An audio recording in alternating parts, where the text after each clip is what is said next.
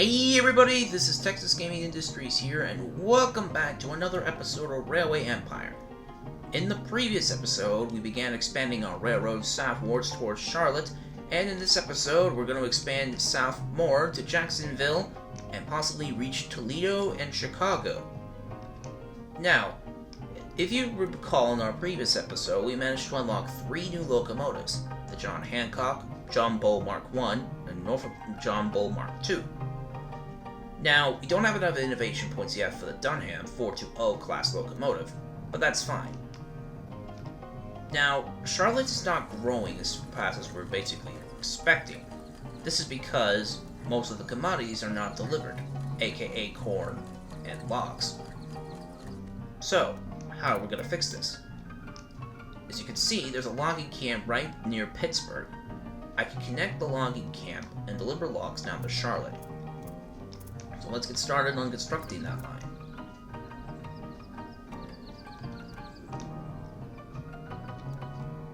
As you can see, the track price, the construction cost is going to be quite high. As you can see, it's going to cost $694,000 to build, which is spent mostly on the excavating of the tunnels. But I might be able to reduce the cost a bit by doing a little bit of track work. I might be able to get it down to that. And to that.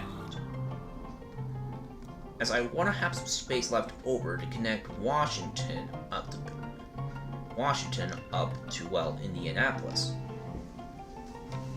I already have a line connected to Pittsburgh, so what's the point of building a double track? Now, we basically have enough to basically finish the construction.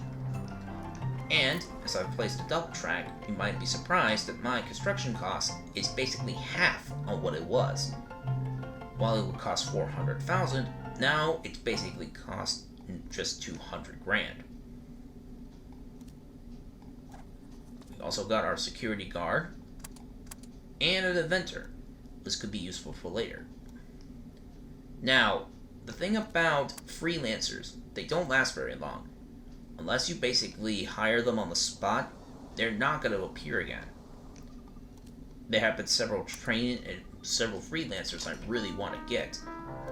And, thanks to his help, we can now unlock the Dunham and replace the John Bull in freight operations. The new cold pistol has been invented, and our company has made $745,000 since the previous year. We don't have enough innovation points yet to unlock this engine, the Jervis, which is basically the 420 Norris class locomotive, but we'll eventually get it. For workers, they'll reduce my track cost by 5%, so instead of $200,000, now it's $195,000.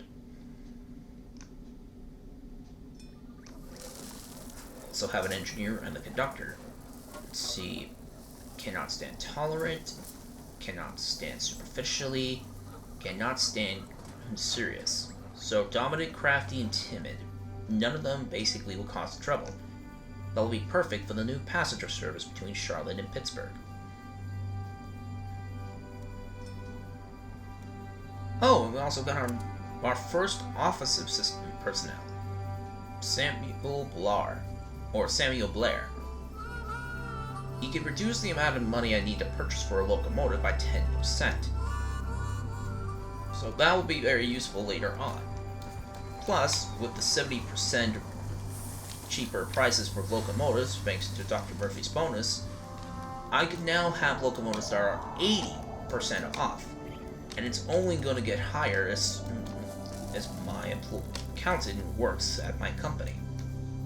Thankfully, since I have no competitors, I won't have to worry about headhunters taking him away.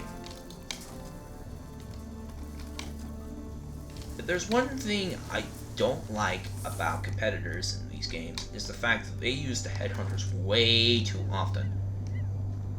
It takes forever to find to get an employee to recover what you lost, and not to mention, the moment you steal from one, they'll come back and steal one from you. Anyways, now that the line's complete, we could now run a passenger and freight service between Charlotte and Pittsburgh. My company now has expanded to 6,328 miles of track. Pretty cool. We'll put the North America class locomotive in service. Add our new engineer, our new conductor, we're just giving off a bonus to my engineer, and my new... Oh, wait. Well, what do you know? My 2 security guards actually have timid, so I can choose if I want to have him or him. Either case, I'm going to get 7% in freight bonus. And now, Washington has grown to 90,000 residents, which is basically big enough for 3 industries. However, if I want to have a new industry here, I'll have to purchase one and tear it down. And then I'll have to build one. So basically, you need money to purchase one, enough money to tear it down, and then have enough money to build a new one. And now we have the Jervis class, basically based off of the Lafayette class of 420 North locomotives from the Baltimore and Ohio. And now, replacing the North American class, we now have both the freight and passenger variants of the 420 on our railroad.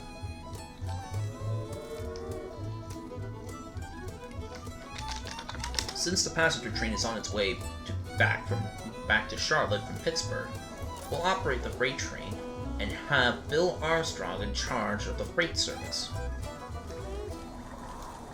Those textiles will really help Pittsburgh grow. And my Jervis has reached 31 miles an hour, a pretty good speed record at the time. Now, let's get on to the main stuff. We have the Brown Logging Company, and one of our tasks is to basically connect 2 industries producing logs, which, thanks to that, we have completed. We can now operate a train between the logging camp and Charlotte, and with that in place, we can basically start delivering supplies to the city. Plus, the White Rum is close to Pittsburgh, and that will be very useful for later. We might as well connect it to deliver grain. But you might be wondering, why am I also connecting a sugar industry there as well? Well, it's often best to basically have a station serving 2 industries rather than just one separately. Didn't expect that. Anyway, now, with a steady supply of grain to the city, beer production will basically be able to retain a profit.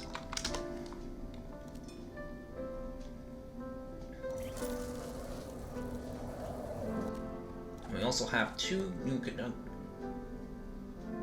Oh, as you can see, these conductors have, just like the engineers and stokers, the conductors have 2 bonuses they can be having with. Mr. Gabriel Rebeyers has a 10% bonus in passenger revenue, while Walt Mitchell has a 10% bonus in mail. If I have a dedicated mail train, I'll use him, but for most passenger trains, I just use the conductor with the passenger revenue bonus. And since Pittsburgh is going to increase in a lot of traffic, I might as well upgrade it to a large station. And same for New York.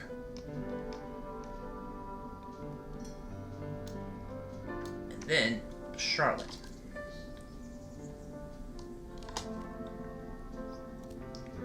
We don't have enough innovation points for the newest engine, the G&M America 440, but we do have enough for the seat upholstery.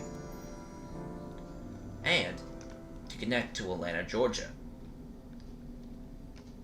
Once we basically connect down south to Jacksonville, we have completed in connecting most of the east and the southeast.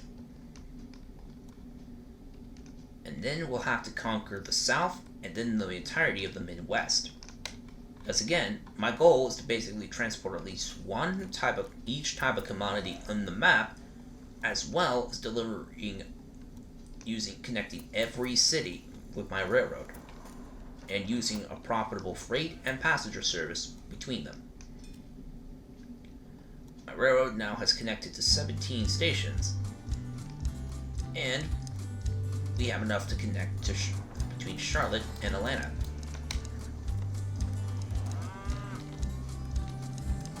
Don't have enough, though, for the servicing facility, and I also want to reduce the ticket price between Pittsburgh and Charlotte, a respectable $88.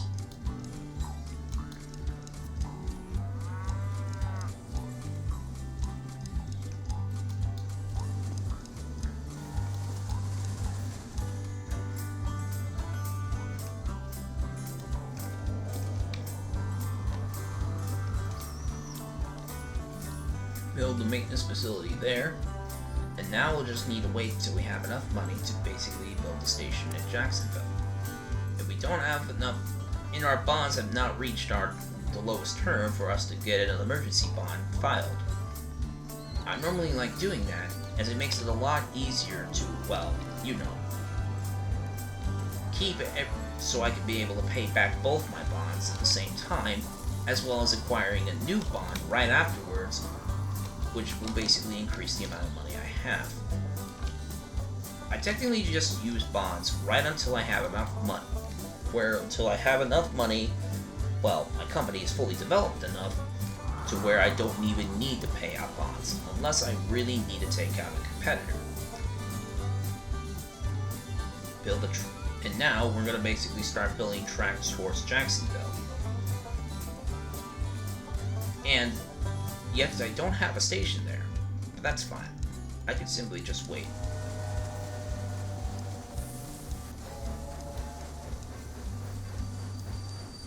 It's funny, really. A lot of people in the back in the days of Steam thought that the steam engine was very unusual and couldn't replace the horse. But yeah, it did. Considering that these 420 engines were built by Norris, it's surprising that some of these engines even were built for railways abroad, like those in the United Kingdom.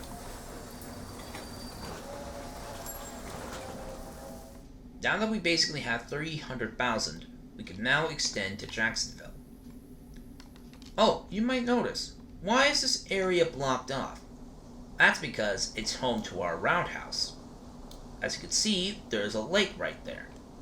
And this is basically where the lake is. So we can't build tracks where our roundhouse is located. Kinda cool. Now,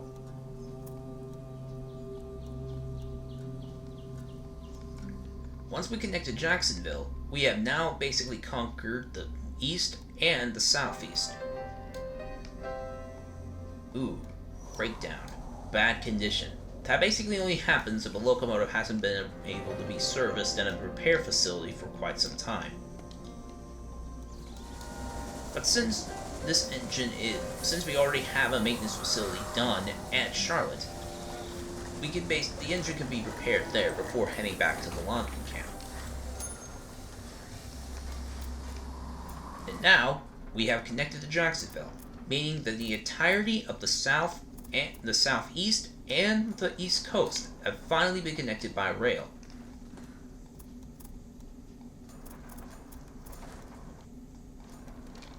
All we just need to do is make sure that the cities of Charlotte and Jacksonville are well supplied with freight and passengers, as well as mail, of course.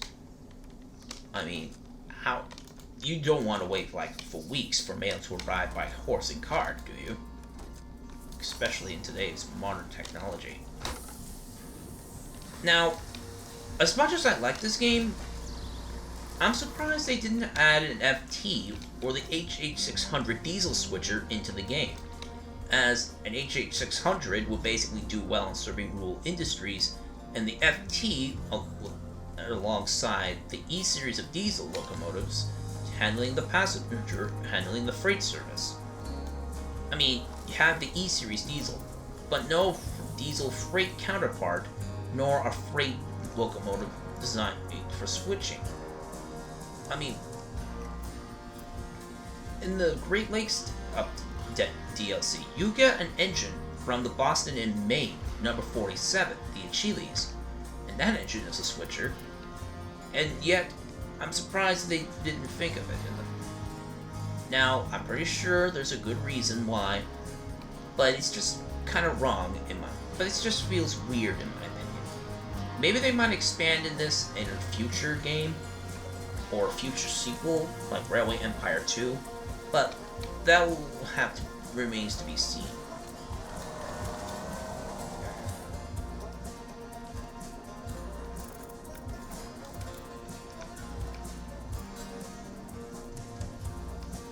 Now we just basically need 68,000, and we can now connect both Atlanta and Jacksonville at the same time.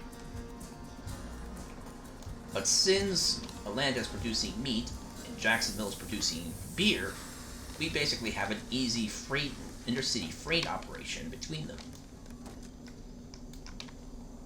I normally prefer doing intercity freights with beer and meat to basically start off, as, for one, they're the simplest products to produce, and two, they don't require any long track work.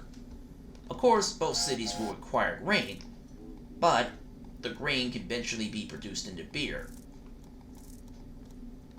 First off, a passenger service between Atlanta to Jacksonville, and while that train loads, we'll do a freight-only service between Atlanta and Jacksonville, classify it F, and then switch Jacksonville as the starting point and arrive in Atlanta. This is basically on how I'm able to quickly get freight and passenger trains organized on both ends of the respective route. Add a conductor, add a security guard, and add an engineer. You have yet to have a fireman to join this train. But now, with the Jervis handling the passenger and the Dunham handling the freight, we can now expect Jacksonville to grow within time. And at the same time, keep Jacksonville supplied with grain from the Martin farm. I picture this to be like a privately owned farming railway, so to speak.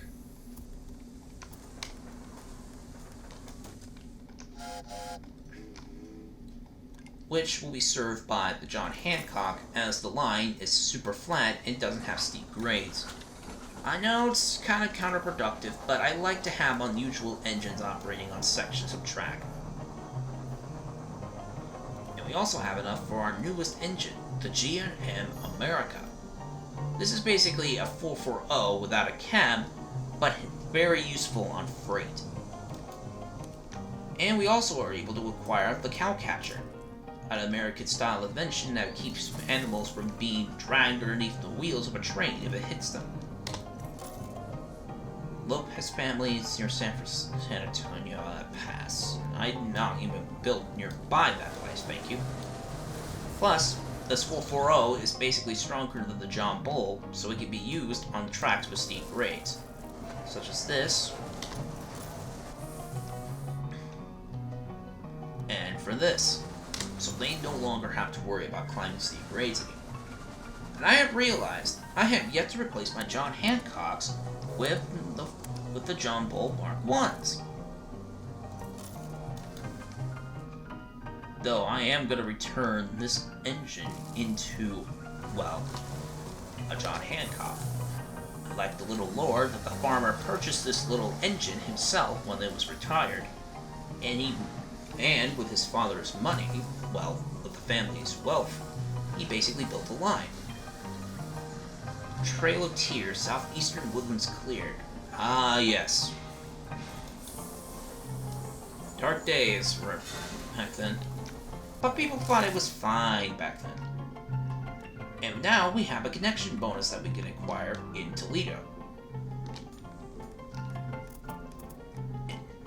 And once we connect to Toledo, we'll basically have built our railroad into the Midwest.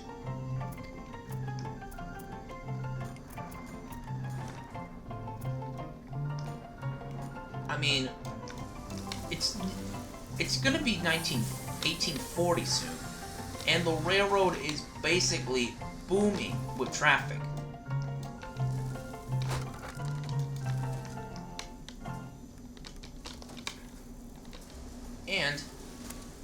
And look at that, we now have enough to issue out an emergency bond to pay off the other two bonds. passenger is not a good business sense, but hey, everything can work eventually at the end.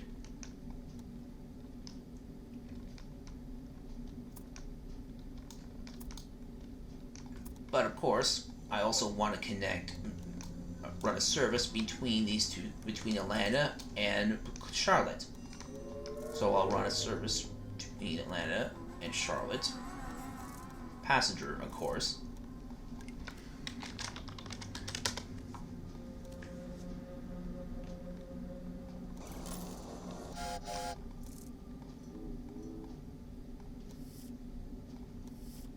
I just realized I put the Dunham on passenger service. Sometimes that happens when you are not paying attention. Put the Dunham on freight and replace this engine with the Jervis.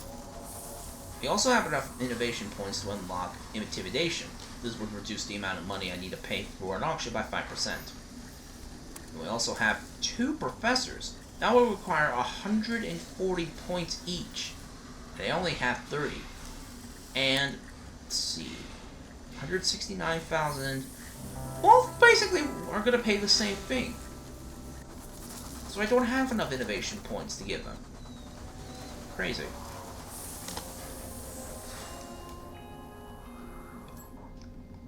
Thankfully, Atlanta's super close to a cattle farm, and I could also deliver corn to Atlanta as well, including Jacksonville, as you know what I mean.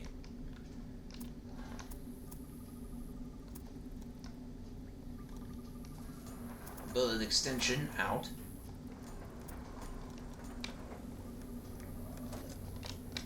Add some signals.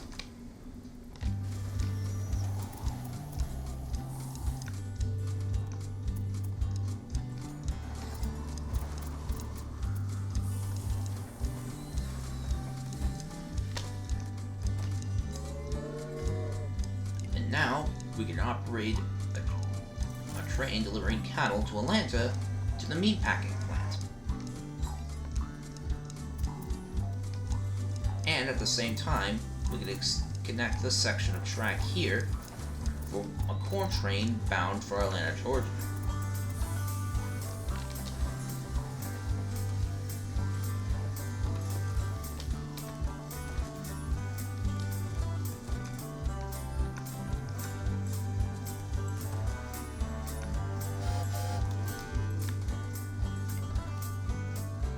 With that in mind, though, I think we basically came to a really good stopping point. We basically connected to all of the east and the southeastern parts of the United States. We have basically unlocked 3 new locomotives, which is correct, which, surprisingly, is these 3 right here. And we basically expanded into the Midwest by connecting to Toledo, Ohio. So, if you liked this episode of Railway Empire, please be sure to comment, like, and subscribe to Texas Gaming Industries so you will be notified for future content uploads. As always, this is Texas Gaming Industries, and I want to say goodbye and see you in the next episode. Bye!